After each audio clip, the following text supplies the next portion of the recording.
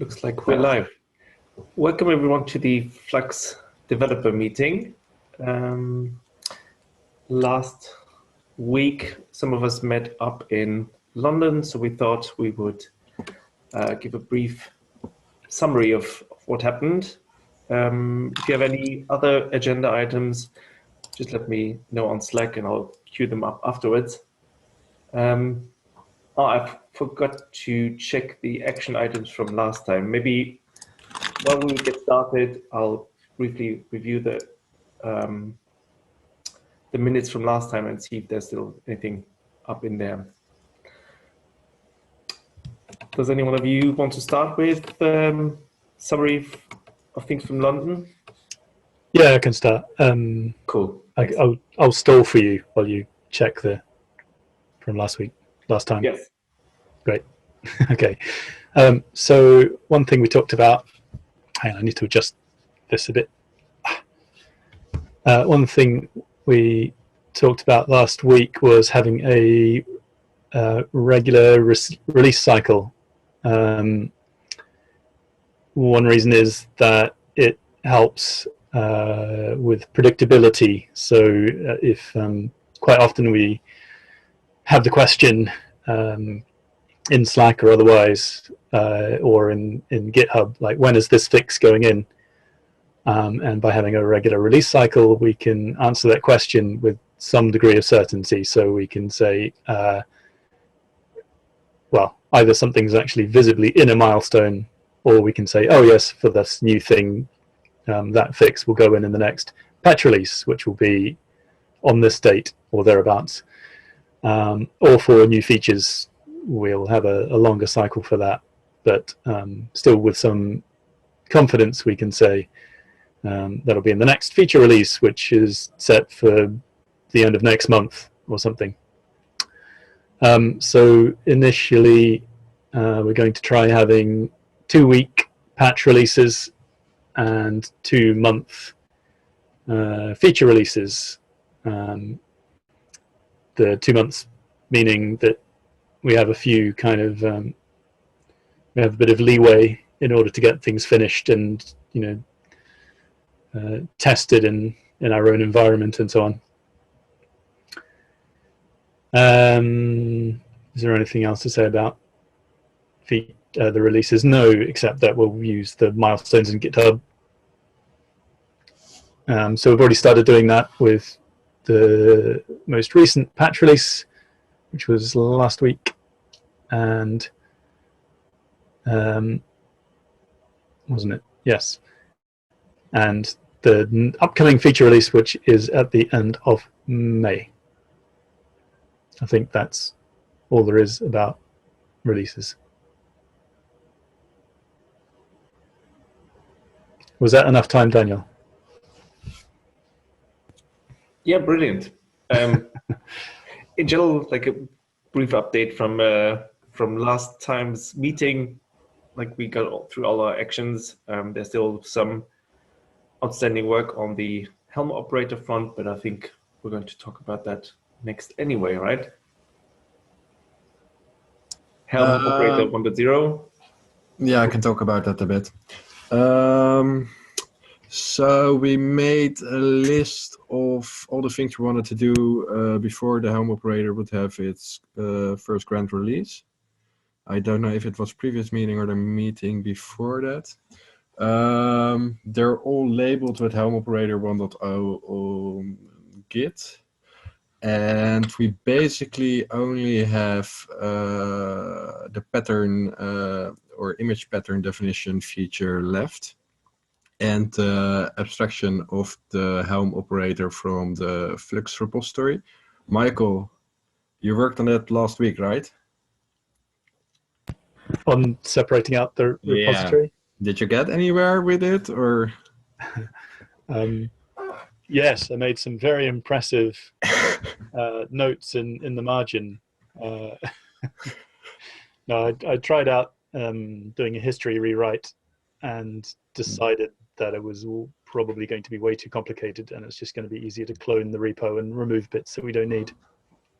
Yeah. So I mean, that's probably the most important decision made anyway. Okay. For the pattern or the image pattern thing, I'm theoretically almost done, but I have to get the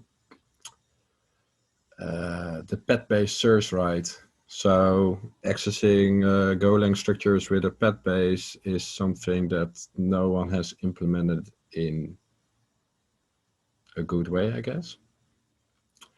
Because the problem is we have maps with an interface key and an interface value, which it sometimes needs to skip because it wants to look at the value behind the interface, but there is no pointer to when we should skip or when we should not skip. So my alternative approach would be to maybe try and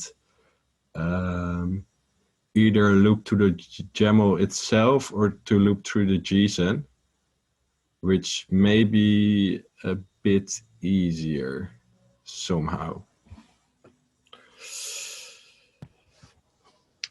Yeah, I think. if you need to, if it's just to make decisions and you're not round tripping back into YAML, then you can just load it in whatever way is most convenient. Yeah, I think I will try JSON because that has a lot easier to some work pointer RFC, right? I think there's a JSON pointer RFC which is officially approved. Oh, right. I see what you mean. So then you have also more tooling available, I guess. So you don't have to write everything yourself and get all the edge cases right, blah, blah. But that's it for the Helm Operator 1.0. And I think after the feature has landed, all that's left is splitting it and basically promoting the custom resource definition. Do you think we should do I can't remember whether we talked about this or not, do a minor release? Yeah, I think we have one left because I did the refactoring of the whole queue kind of thing. That's right. That hasn't landed in the release yet, and it's probably smart to let that age for a bit before we hit the grand release. So maybe we should even just release it this week, so we can get the whole queuing thing out, and then maybe do another release because it's in master. So right. So just make a release with that minor release. I will do it tomorrow. I will write it down so I don't forget it.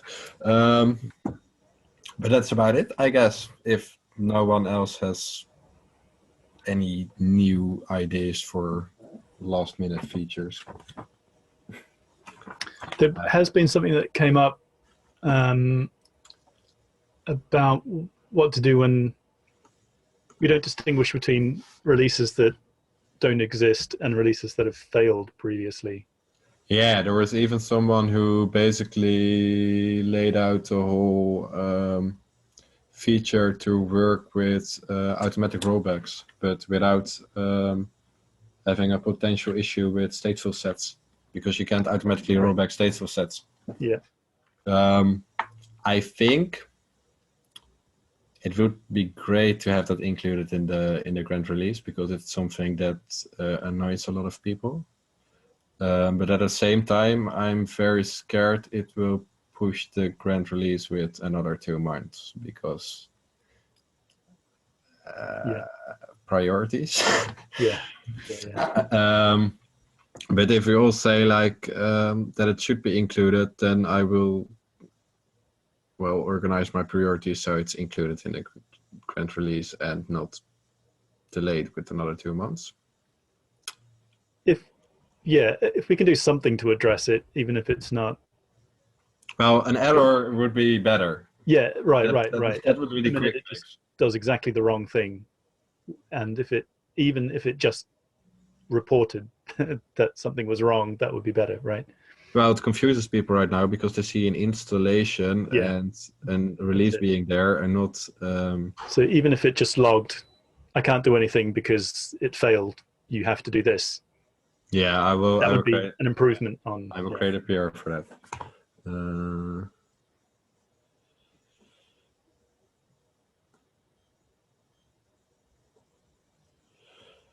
That's about it for me, Daniel, I think.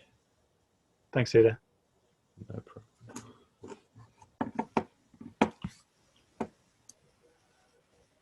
Perfect.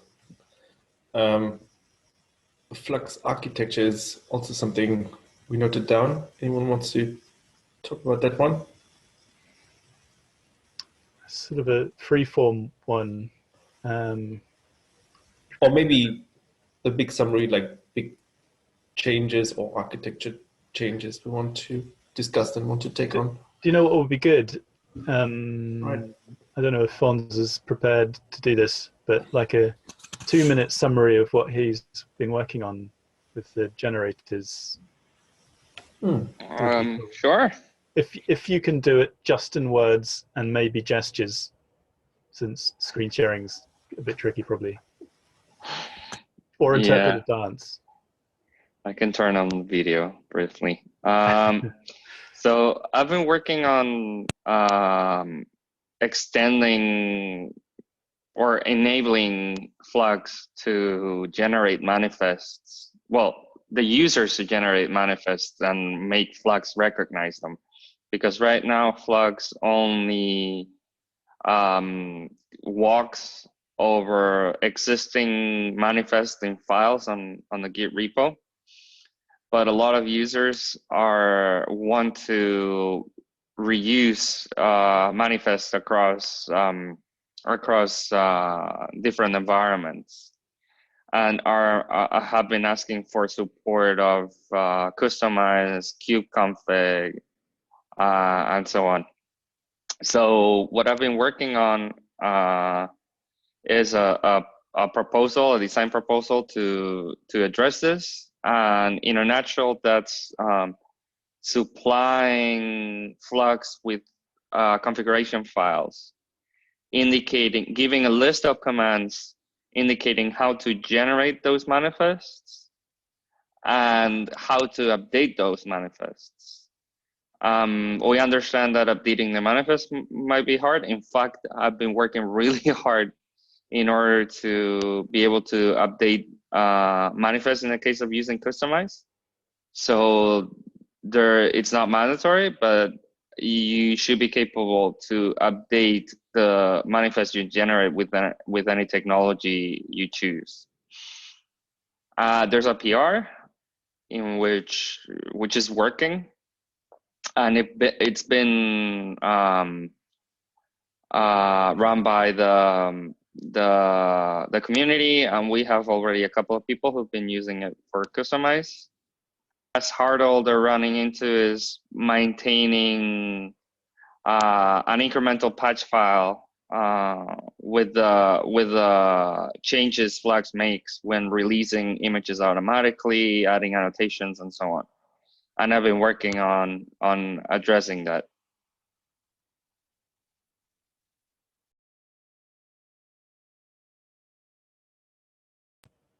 Cool. Thanks, Fons.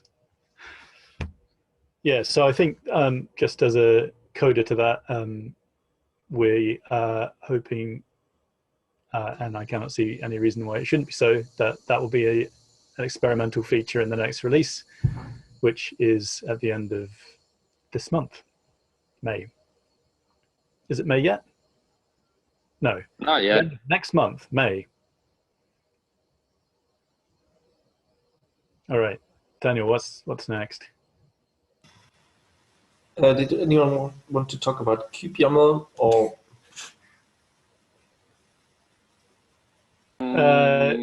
Just, I think, to say that we want to phase it out. Would that be right, Fons? Yeah. Yeah. All right. So there's a Go library, which is probably adequate. Cool.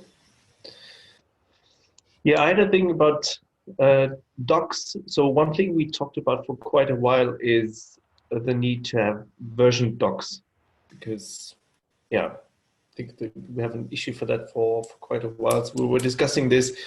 There's no clear winner or dream solution for this yet. So I might do a bit more research and then start discussion on the mailing list. I'm sure there's prior art and a lot of experience elsewhere.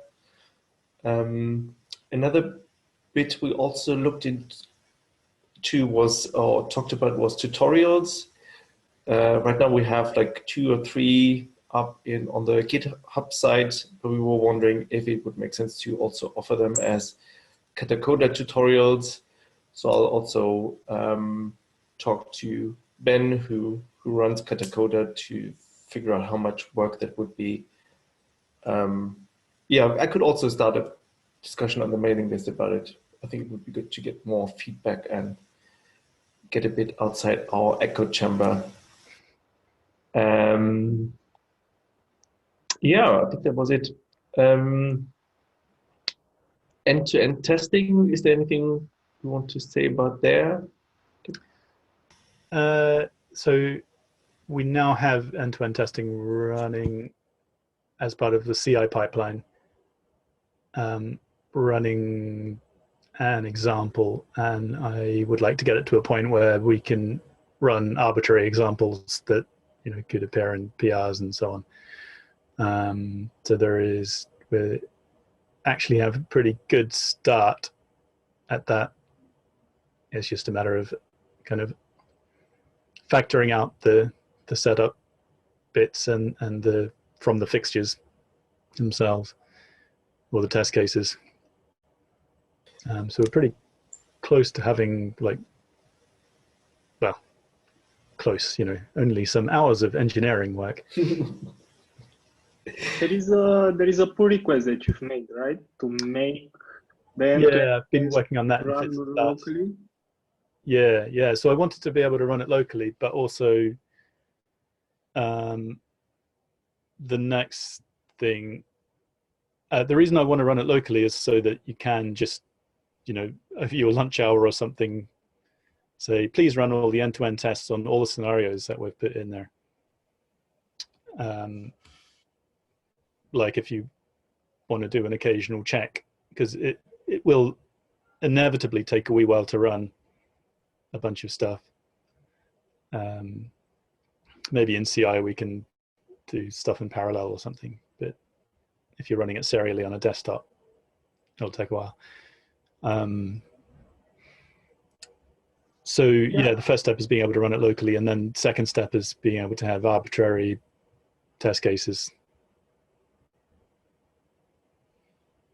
Yeah, I think we have to run it locally to work on it more, right? Because Circle CA is so unreliable. So yeah, you don't want to do 200 commits just to figure out, was a Circle CA problem, not a change back.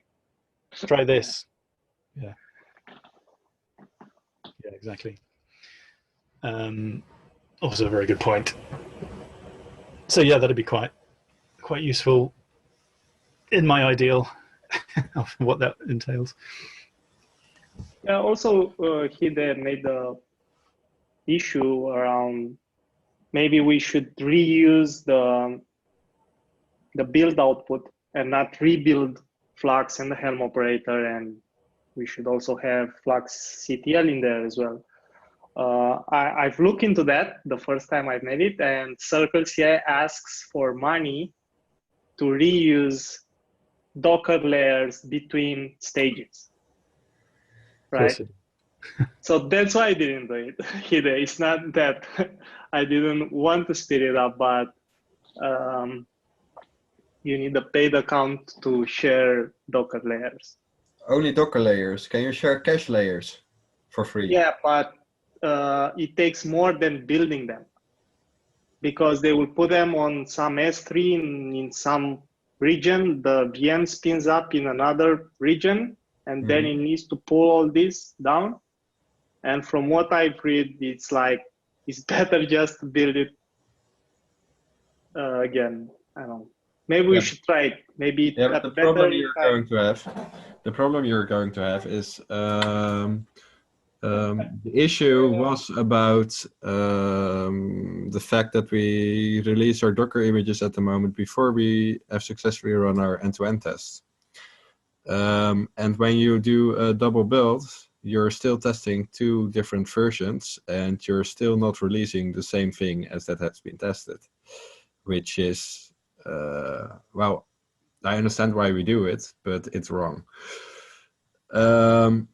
Yeah, Circle seems to make this hard just So- arbitrarily because of the way they've done their thing. Yeah, but is it possible to share like assets or other stuff between different build stages in Circle CI? Because what you can do is you can tarball your, you can export your Docker image, you can tarball it, and you can import it on the next stage, and then basically work around them saying, hey, you have to pay for your Docker accuracy, which can hold your image for a temporary time. So just to throw this out there, I operate a Jenkins server, and I'm going to try to run your end-to-end tests on the Jenkins server. Cool. I could try to participate and make that a better story. I have some open source funding credits, so it wouldn't cost me anything. At least as a possible alternative if Circle CI is weighing you down. That'd be pretty cool. The running the end-to-end test in Jenkins, even if we don't end up doing that for our sort of official build, it'd be a great, triangulation. It's in the sense of I have some experience, I think, with the problem you're describing about where you've got multiple things that you want to release, and you want to release them together, and you want to test them together on Jenkins. So yeah, Jenkins is going to be 10 times more sort of flexible than Circle, right? Yeah.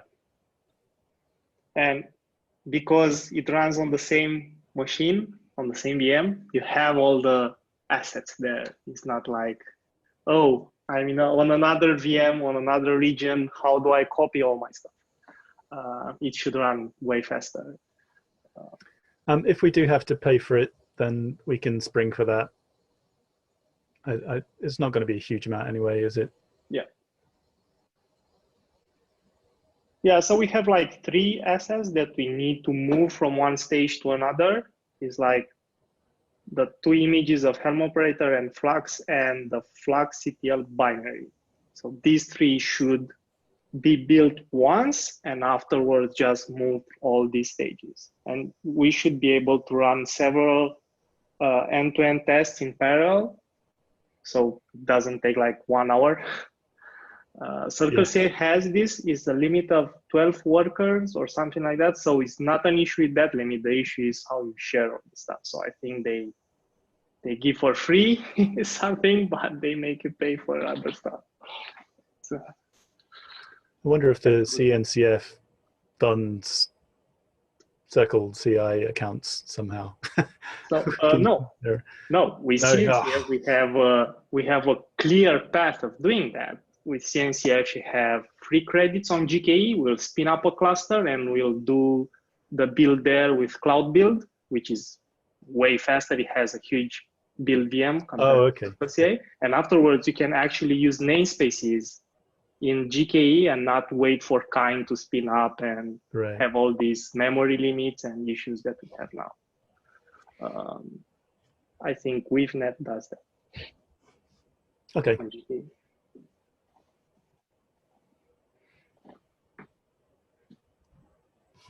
I'm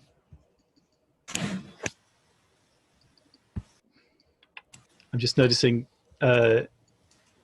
Kingdon, you brought something up in Slack. Did you want to talk about this while you were here?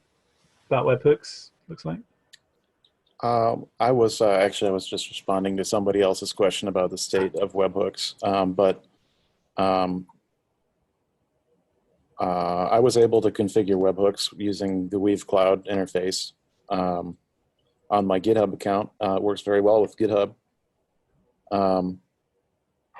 It would be cool if it was documented how to do that without Weave Cloud. I think. Yes, the answer is you write some code. It seems like it'll be complicated too, because different Git providers have different interfaces to webhooks. Yeah. Although we've got Weave Cloud now has, I'm not sure if it's in the UI yet, but the backend certainly handles bitbucket.org webhooks and GitLab public GitLab webhooks as well. It does. Cool. That hopefully will make its way into the UI shortly. Yeah, so there is, it's a shame Justin's not here because he wrote Flux Cloud, which acts as a receiver for the Slack notifications going out from Flux. And it's quite a natural place to do the other way around, to be a receiver for webhooks coming in as well. And so I sort of, maybe I'll prod Justin into responding to the discussion about webhooks, because I don't think it sort of belongs in a helper or another component rather than FluxD, in my opinion. Yeah, and you definitely don't want to expose FluxD on the internet. I mean, right. Yes, that's one very good reason. Right? That API, Yeah. With that API, everybody can deploy whatever image they want on your cluster. So don't do that. Yeah. So ideally it would be another component that you can hook up to an ingress or whatever you need to. Yeah. Yeah. That only exposes that endpoint. Exactly. Yeah. API or whatever. My concern is with the current implementation of Flux Cloud is it's so tightly coupled to our gRPC interface, to our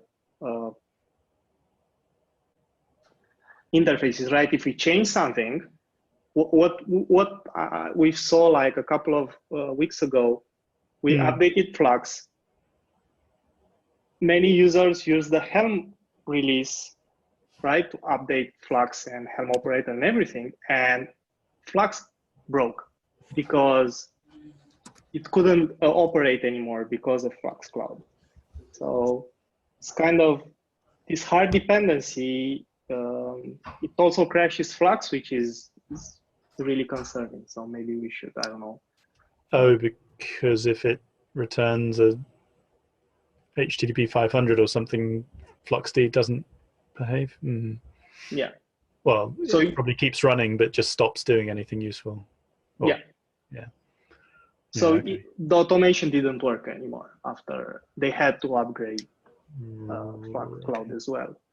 So maybe, I don't know, maybe we could detect that somehow and write an error message because people thought that was a bug in Flux, and I had no idea they were using Flux Cloud. At some point, someone mentioned it, and then I got, oh, that's the problem. It's not Flux. Because I was trying to test this out, I've lost like 1 hour or something, and I couldn't replicate the bug, but the bug was not in Flux. Right, I see. It was some problem between incidental thing. Yeah. Yeah. Yeah. Or I don't know if we are aware that some changes are affecting this integration, we should, I don't know, say it on the release document in the changelog, so people are aware that. Yep, and it's reasonably easy to tell which things, like anything that changes the API package, is probably going to suggest a revender. Yeah.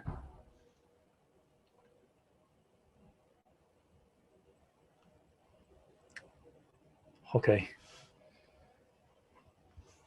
Daniel, was there more stuff on our very carefully prepared agenda? Not really, unless there were any crazy new ideas we didn't talk about yet. None about Flux. Right. Cool. All right. No, I think that was it. Cool. Kingdom, was there other stuff you were interested in? I'm interested in Helm Operator. I like Helm Operator. I'm pretty new to this ecosystem, so I've been talking with the sales team. Sales team, I mean, the CEO, is his name, Adrian, I think. Of Weaveworks? Yes. This Alexis. is Alexis, I'm sorry, yeah. And I'm thinking about submitting a proposal to the Helm Summit. Cool. I've been talking with Stefan about presenting Helm Operator in maybe a tutorial format. So that's something worth mentioning, at least while I'm here. Yeah, that's really cool.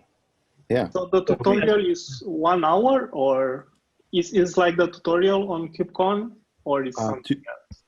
It's Helm Summit is in September in Amsterdam, and the tutorial format is 1 hour. Or there's a lightning talk format that's 5 minutes, or there's a I think 30-minute talk. I'm looking for the page I have open. I don't see it here anymore. I think I closed it. But they just opened up submissions about 10 days ago. So it's still reasonably early in the CFP period. If anybody wants to submit or be part of this, or there might be people who are more qualified than me to be presenting on this. I'm totally open to the idea of working with other people, or even seating. I have other stuff I can try to present on. For the tutorial, we've run a couple of workshops on KubeCon and other conferences, and we have extended the infrastructure to run those on GKE. So we create a GKE cluster for each attendance. We provision those with a couple of days before the event, and we create a step-by-step tutorial on how people should play with Flux. We don't have the Helm operator, and I think it will be great to, I don't know, modify a little the infrastructure and accommodate the Helm operator. So it's not that much work to create the tutorial part. We have like 90% of it done. We just need to plug in their Helm charts, some demo Helm charts that we have on Flux Get Started, and just show people how easy it is to orchestrate Helm releases on top of Kubernetes with GitOps, right? So I think that at the Helm Summit, it might be a really good venue to present it, because you're mostly going to have people who are already familiar with Helm, I think. So that would make the tutorial a lot easier. I was at a conference last week where somebody from Pivotal wanted to give a presentation where he was going to use Minikube, and it didn't go so well. Fortunately, he had a backup plan, but you're right that is something I hadn't thought about. How do you make sure everybody has a cluster they can actually run the tutorial on? And Minikube might not be ideal with conference Wi-Fi. Yeah, also all the tooling that you have to install, right? Many could have Windows machines and so on. Our cluster, our infrastructure also provisions an editor that runs in your browser and works with Chrome. So it doesn't matter if you have a powerful machine or not. All you need to do is like have a Wi-Fi connection and it works. And we didn't have any kind of problems at KubeCon and QCon and other conferences with this approach. So you don't have to install, I don't know, KubeCut or Minikube, all this stuff. You'll be spending like half an hour just to go from resolve all those local problems, right? If you're lucky.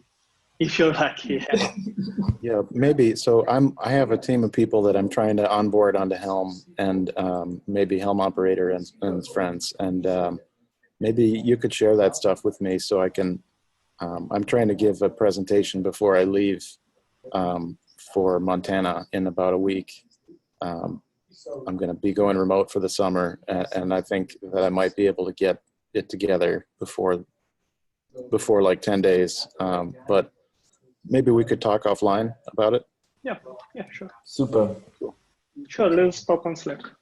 Yeah. Yeah, thanks, Keaton. This is really exciting. Great that you're working on this. Super. Anything else, or are we done? Looks like everyone's happy. All right. Yeah. I'm going to upload the video later on, and in the next days compile the minutes. So yeah. Cool. Thanks, Daniel. Thank you. Thanks. Bye. Bye. Right. Bye, guys. Cheerio.